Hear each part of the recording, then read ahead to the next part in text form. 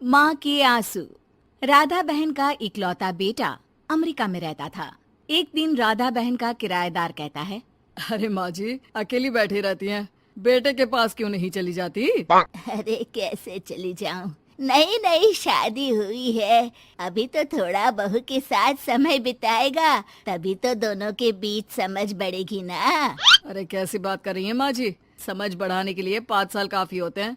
5 साल की शादी को कोई नई शादी नहीं कहता। हाँ वो तो है। आया था पिछले साल उसका फोन, पूछ रहा था कैसी हो, पर अब तो काफी साल हो गए, कोई फोन भी नहीं आता। तभी फोन की बेल बजती है। लो 100 साल की उम्र है, आ गया मेरे मयंक का फोन। अच्छा, कैसे पता कि ये फोन उसी का है? अरे कैसे पता नहीं चलेगा, माँ हूँ मैं। अरे रहने दो माँ जी, 1 साल से जिसका फोन नहीं आएगा वो अब क्या करेगा? होता भी वही है। फोन पर मयंक है। कैसी हो माँ? अरे बेटा, तेरी आवाज सुन ली, अब तो मौत भी क्यों ना आ जाए, बहुत याद आती है बेटा। माँ मैं वो ऑफिस में था। अच्छा माँ, वो रीना बोल रही थी कि तुम अकेली रहती हो इंडिया में, वो ठीक नहीं है। अब बुजुर्ग भी तो हो रही हो, अकेले पकाना खिलाना, वो चाह रही है कि अब तुम यहीं आ जाओ, हम लोग साथ रहते हैं ना। राधा बहन की आंख से पानी गिरने लगता है। वो कुछ नहीं बोल पाती। माँ हेलो, सुन रही हो ना माँ? हाँ बेटा, तेरे साथ रहूंगी, सुबह शाम तुझे देखूंगी, और क्या जीवन में है तेरे पापा के जाने के बाद। तभी बीच में बेटा माँ को रोक देता है। हाँ हाँ ठीक है माँ, तो मैं आता हूँ अगले हफ्ते तुम्हें लेने के लिए। राधा बहन को तो मानो बुढ़ापे में किसी ने पंख दे दिए हो। उड़ी जा रही थी पूरे मोहल्ले में। अरे वो मयंक आ रहा है, अब तो अमेरिका जा रही हूँ मैं, वहीं रहूंगी। अच्छा है मौसी, आपका जीवन देखकर तो मुझे भी रोना आ जाता था। कोई बात नहीं मौसी, देर से ही सही, सब अच्छा होने वाला है अब। राधा बहन दौड़ दौड़ कर सामान ला रही थी। अरे इतना सामान तो 2 साल में भी कभी नहीं खरीदा जो 2 दिन में लिए जा रही हो मौसी। अरे बेटा आ रहा है ना अमेरिका से। अच्छा अच्छा, तो पकवान बनाने की तैयारी चल रही है? हाँ बिल्कुल, उसको बेसन के लड्डू बहुत पसंद है।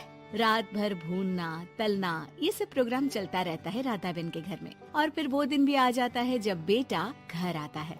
कौन?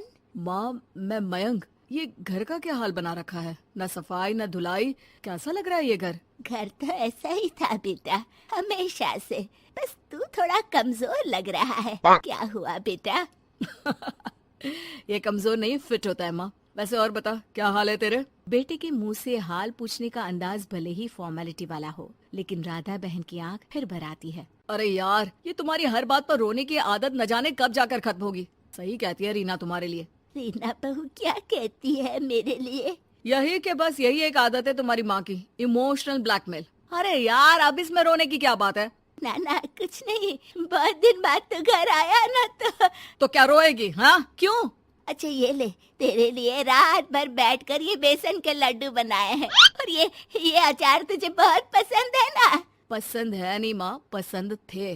अब तो फिटनेस के लिए ये सारी फालतू चीजें मैं खाता भी नहीं हूँ। ये फालतू चीजें खाकर ही तो तू बड़ा हुआ है बेटा। अब रहने दे माँ, क्या क्या खिलाकर बड़ा किया है, मुंह मत खुलवा। कौन देशी घी में शक्कर डालकर पराठे के साथ खाता है? वो तो तुझे पसंद थे ना बेटा, तभी तो बनाती थी, नहीं बनाती थी तो रोता था तू। अरे तो रोने देती ना माँ, अब सारी समस्या उसी खाने से है शरीर में। वो तो भला हो रीना का, जो हेल्दी डाइट देकर सब मेंटेन कर रही है। राधा बहन बेटे की आने की खुशी में इतनी दीवानी थी कि उसे बेटे के बात का अंदाज और लहजा समझ में नहीं आ रहा था। अच्छा अच्छा रुक, पालक वाली दाल बना देती हूँ।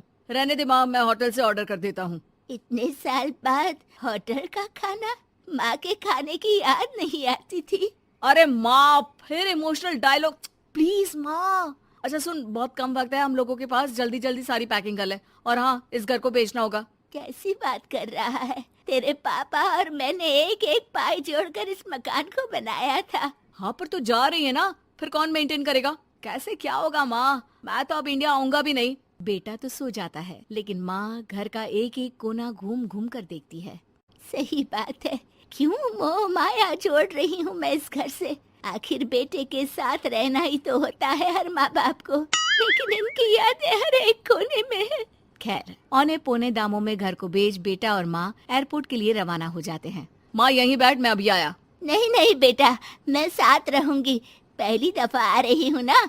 अरे माँ, टिकट, बोर्डिंग, सामान, चेक इन, 10 काम है, करके आ रहा हूँ ना। ठीक है, जल्दी आ जाना, यहाँ घबराहट होती रहेगी।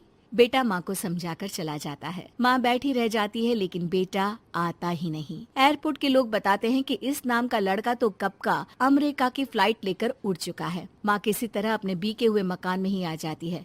मुझे कुछ दिन रहने दो, पता नहीं क्या हुआ, हो सकता है कोई मजबूरी हो बेटे की। नया मकान मालिक कहता है। अरे माँ जी, कमरा तो मैं आपको दे दूँ, पर भाड़े का क्या? पति की पेंशन भी है भैया। ठीक है, आप आराम से रहिए, लेकिन एक बात बताइए, आप किसी रिश्तेदार के घर क्यों नहीं चली जाती? अरे कैसी बात कर रहे हैं आप, मेरा बेटा कभी भी आ सकता है। अगर मैं उसे यहाँ नहीं मिली तो